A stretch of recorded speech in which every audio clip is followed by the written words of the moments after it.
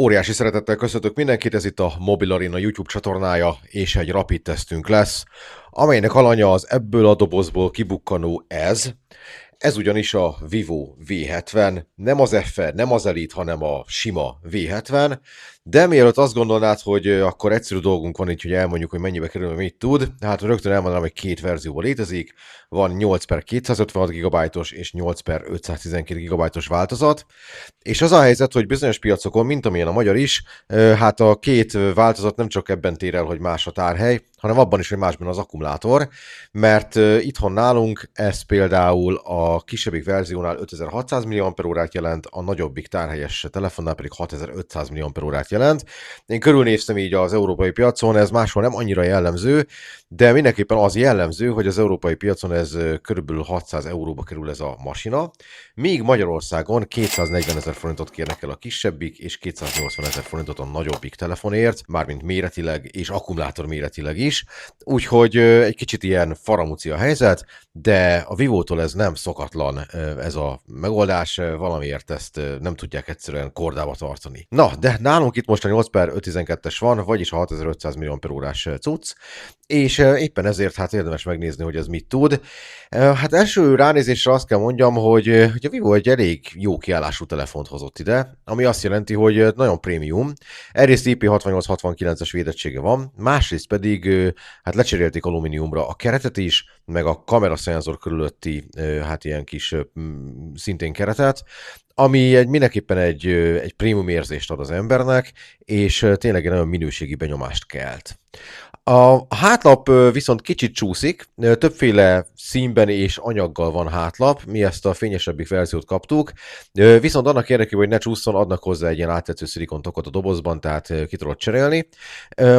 De egyébként egy relatív jófogású, kicsit iPhone-os ívekkel rendelkező, de kifejezetten korrekt formaterű készülékről van szó. Körbenézed, akkor nagyon sok extra nincsen rajta, ugye alul-fölül van hangszóró, ez mindenképp örömteli, megvannak a szokásos gombok, és van egy nagyon szép kijelzőnk, ami kifejezetten vékony kávákkal rendelkezik. Ez egy 6,59 hüvelykes képátlóval rendelkező kijelző, 1260x2750 pixeles felbontással, és egy AMOLED kijelzőről van szó, ami nem LTPO, vagyis 60-90 és 120 Hz között változik a képfrissítése. Ami viszont jó benne, hogy nagyon magas 4320 Hz-es PWM-et kapott, ami hát kifejezetten jó hír azoknak, akik erre a vibrálásra érzékenyek fejfájás ügyileg. Úgyhogy ebből a szempontból oké. Fénysűrűség szempontjából viszont nem annyira kiemelkedő, mint amennyire lehetne, mert mi napfény alatt ilyen 2000 nit körüli értéket mértünk,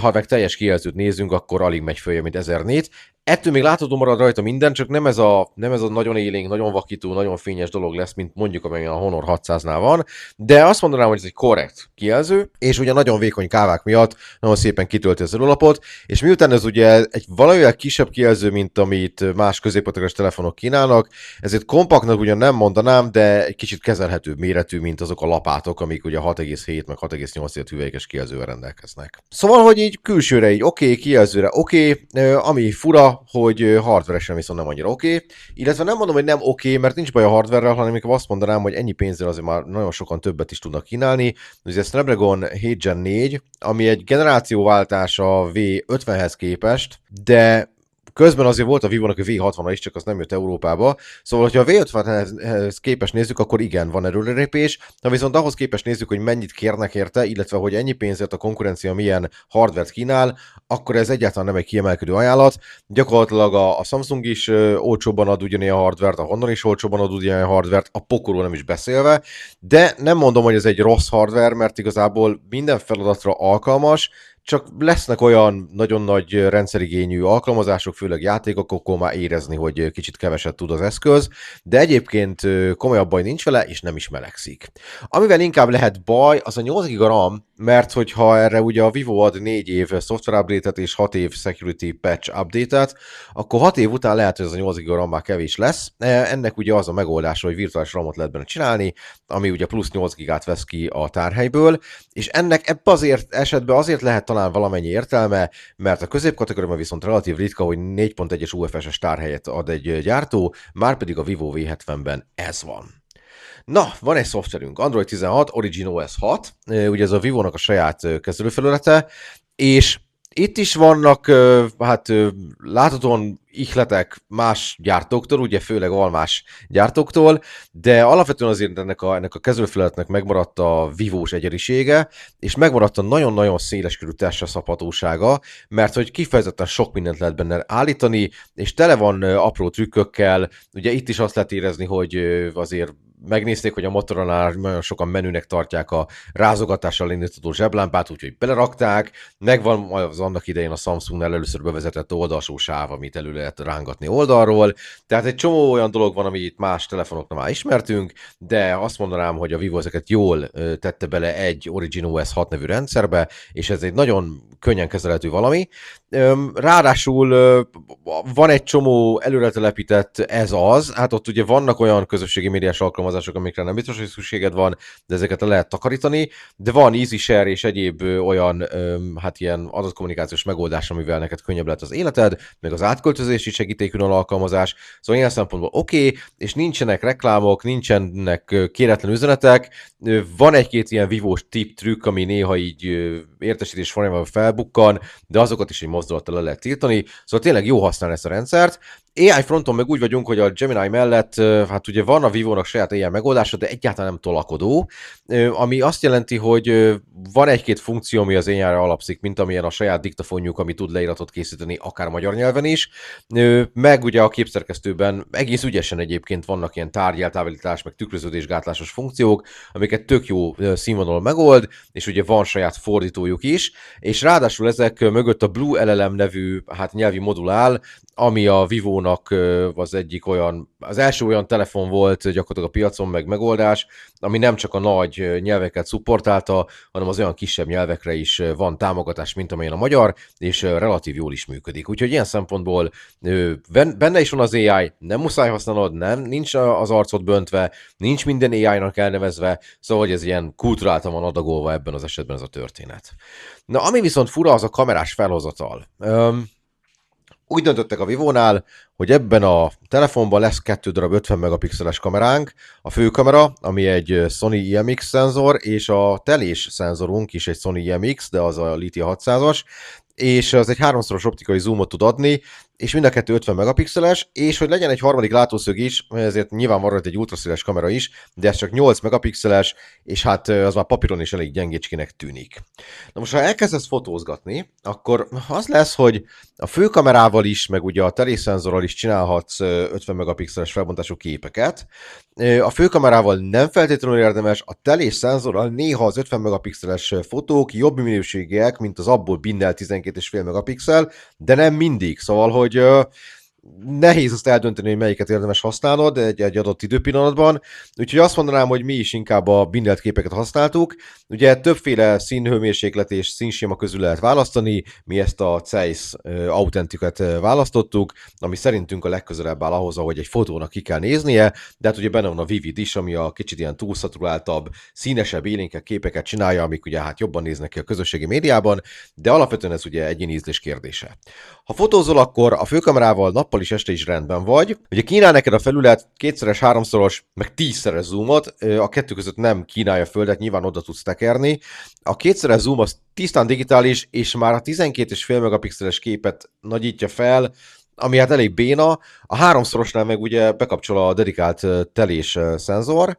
Annak azért nem annyira jó a vonaléressége, de nappal azért nincs vele gond, este viszont egy kicsit gyengébb, mint várnánk. És hogyha elkezdesz fölfele menni a 3-szoros fölött, akkor viszont drasztikusan romlik minden, úgyhogy azt szerintem nem kell erőltetni. Tehát az a szitu, hogy a főkamera az főleg nappal kifejezetten oké, a zoom szenzor szintén nappal azt mondjuk, hogy belefér abba az árszintbe, amit a telefon képvisel, ha viszont esti környezetben működsz vele, vagy nem a natív zoom tartományban fotózol, akkor már lehetnek bizonyos képhibák. És akkor ugye ott van az ultraszéles kamera, az nagyon nem méltó a másik kettőhöz, 8 megapixeles, nincs benne autofókusz, egy nagyon egyszerű szenzor, és ennek megfelelően már nappal is látszik, hogy gyengék a képek, este pedig teljesen szétesik minden, szóval este nem is érdemes erőltetni. Az előlapi kamera viszont szintén 50 megapixeles, és az nagyon-nagyon jó képeket csinál, ráadásul ugye az olyan nagy felbontás, hogy a binnelt képekből, tehát ugye van 0,8-szoros, egyszeres, meg akár kétszeres nagyításod is a zoom kamerával, illetve az előlapi kamerával, csak hát ugye ki akar kétszer a zoomot egy előlapi kamerán, hogy ugye az orra látszódjon benne, de minden esetre benne van a lehetőség, és azt kell mondani, hogy a portré mód is nagyon ügyes benne, jó a háttérszeparáció, meg úgy egyáltalán a színhőmérsékleti dolgok is jól el vannak benne találva, és még este sem gáz elővenni. Ha videózol, akkor is vannak korlátozások. Ugye a főkamerád is, meg a zoom kamerád is tud 4K-t, az ultraszéles viszont csak Full HD-t. Ha Full HD felmondást választasz, akkor menet közben tudsz váltani mind a három szenzor között, egy pici megdöccenéssel jár, de például a hang nem esik ki. Ha 4K-t választasz, akkor csak a zoom szenzor és a főkamera között tudsz váltogatni menet közben. Nappal a főkamera rendes, sem működik, a zoom kamera egy kicsit gyengébb, és ott más is egy picit a színhőmérséklet, tehát nem konzisztens. Amikor megtörténik a lencseváltás, akkor látszik is, hogy más lesz a színhőmérséklete a képnek. De azt mondanám, hogy nappal mind a két kamerával 4K-ban normális videókat lehet csinálni, hiszen mind a kettő mögött van OIS. Este viszont mind a kettő kicsit gyengélkedik, a főkamera még jobban helytáll, de már azt is elég sokszor zavarják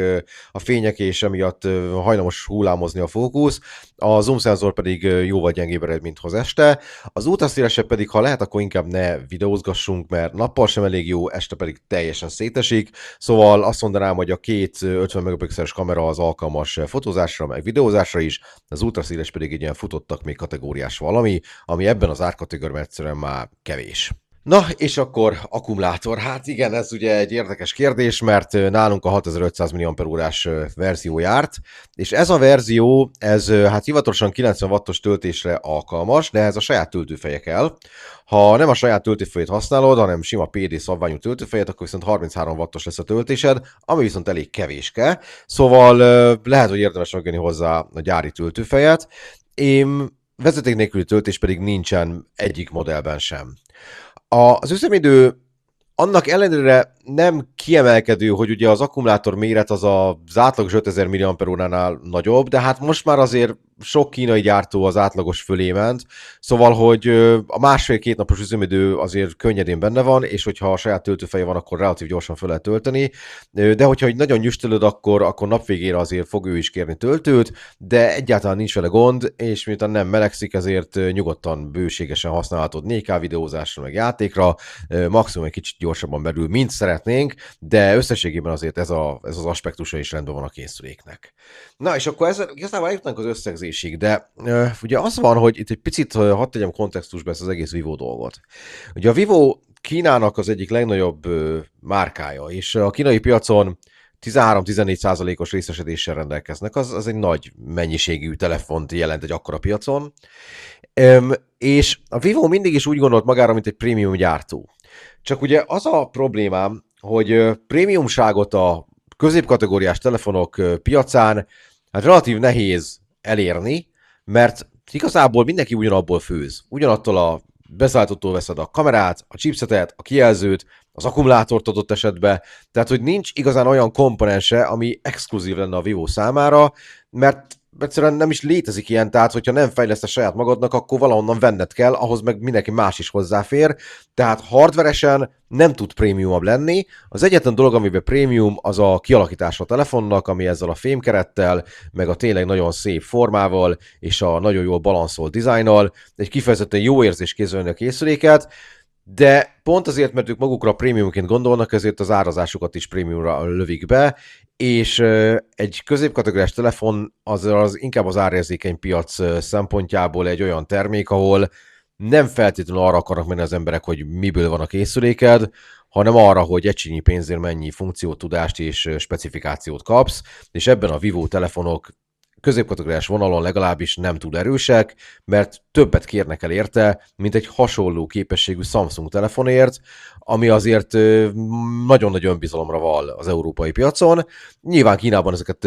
jobban el lehet adni, hiszen ott ez egy ismertebb brand, de a mi régiónkban, meg Európában, azért Európában kevés olyan ország van, ahol a Vivo már nagyon régóta ott van. Nyilván Spanyolország az tipikusan ilyen, de itt a kelet-közép-európai piacon, ahol mi is üldögélünk, itt a Vivo brand az még egy fiatal brandnek számít, és hát azzal nehéz piacot szerezni, hogy a középkategóriában drágában akarod eladni a telefonokat, mint a Samsung. Ez más dolog, mint az X300 Pro meg Ultra, ahol vannak olyan funkciók, amik miatt azt mondod, hogy igen, nekem megér ennyit ez a plusz extra, meg ez a képesség, de a középkategóriában, ahol egy megbízható igáslóra tennéd rá a pénzedet, ott általában nem az dönt, hogy fémből van a keret, vagy az, hogy IP68-69-es védettsége van a telefonnak, hanem sokkal inkább az dönt, hogy egységnyi pénzért mennyi tudást kapsz. És ebben a V70 nem egy jó ajánlat, gyakorlatilag mindenki más jobb ajánlat az egységnyi pénzért adott hardveres képességek tekintetében, szóval a Vivónak nagyon sok brandet kell még építenie annak érdekében, hogy elhitesse az emberekkel, hogy ez tényleg egy nagyon megbízható, nagyon strapabíró, nagyon hosszú távra tervezett, nagyon minőségi telefon, mert mondhatok én itt bármit, a nap végén úgyis az lesz, hogyha valaki bemegy egy boltba, és van X pénze, akkor megpróbálja abból a legtöbbet kihozni, és nem feltétlenül az lesz neki a fontos, hogy alumíniumból vannak a gombok a telefon oldalán. Úgyhogy ennyit kell tudnotok a V70-ről. Van egy írásos tesztünk a mobilarena.hu-n, azt betettem ide a leírásba. Ha úgy érzed, hogy ez egy hasznos tartalom volt a számodra, és még nézni hasonlókat, akkor itt az óriási lehetőség, hogy feliratkozz a körülöttem levő gombok megnyomkodásával. Ha pedig már eddig is fel voltál iratkozva, akkor rendkívüli módon hálás vagyok a kitüntetett bizalomért, igyekszem megszolgálni, úgyhogy hamarosan találkozunk egy következő videóban, addig is minden jót kívánok, sziasztok!